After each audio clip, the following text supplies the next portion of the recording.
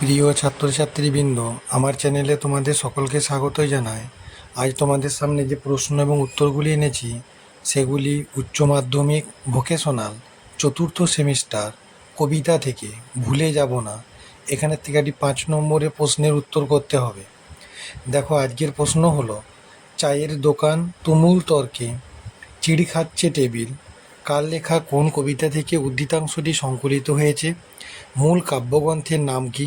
উদ্ধৃতাংশটি বক্তব্য বিষয় পাঠ্যকবিতা অবলম্বনে আলোচনা করো।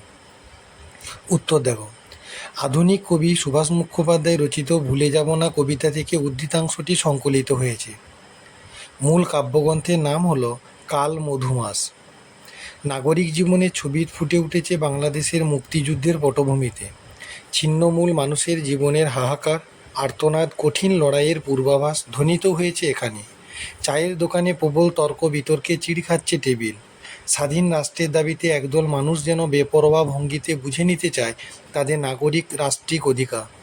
নাগরিক জীবনে আকস্মিকভাবে নেমে এসেছে চরম এক অনিশ্চয়তা। মানুষকে আপন আশ্রয় ছেড়ে দিয়ে চলে যেতে হচ্ছে অন্য আশ্রয়ে, নতুনের সন্ধানে। চায়ের দোকানের তুমুল বিতর্কে ছবি নিজ বাসভূমে পরবাসী হওয়ার যন্ত্রণাকে ফুটিয়ে তোলে। কবি তাঁর কানামাছির গান কবিতায় বলেছেন, সবাই আমরা নিজ বাসভূমে পরবাসী। এই পরবাসী হওয়ার প্রেক্ষাপট রচিত হয়েছে পূর্ব পাকিস্তানের বাংলাদেশ নামক রাষ্ট্রে রূপান্তরিত হওয়ার কাহিনীতে। অগণিত উদ্বাস্তু মানুষের ঢেউ আছড়ে পড়ছে এপার বাংলায়। আশাহত মানুষ সব হারিয়েও অসহায়তার মুখোমুখি দাঁড়িয়ে তুমুল তর্কে আত্মপ্রতিষ্ঠায় মগ্ন। প্রতিরোধে আর প্রতিবাদে নিজেদের অধিকার প্রতিষ্ঠা করায় তাদের জীবনের সার কথা। দ্বিতীয় নম্বর প্রশ্ন, হঠাৎ আওয়াজ মাটিতে পা, হাত আকাশে মিছিল। কার লেখা কোন কবিতার অংশ? কোন কবি কোন প্রসঙ্গে উদ্ধৃতাংশটি অবতারণা করেছেন? উদ্ধৃতাংশটি কবি প্রকৃতপক্ষে যা বোঝাতে চেয়েছেন তা পাঠ্যকবিতা অবলম্বনে নিজের ভাষায় লেখো।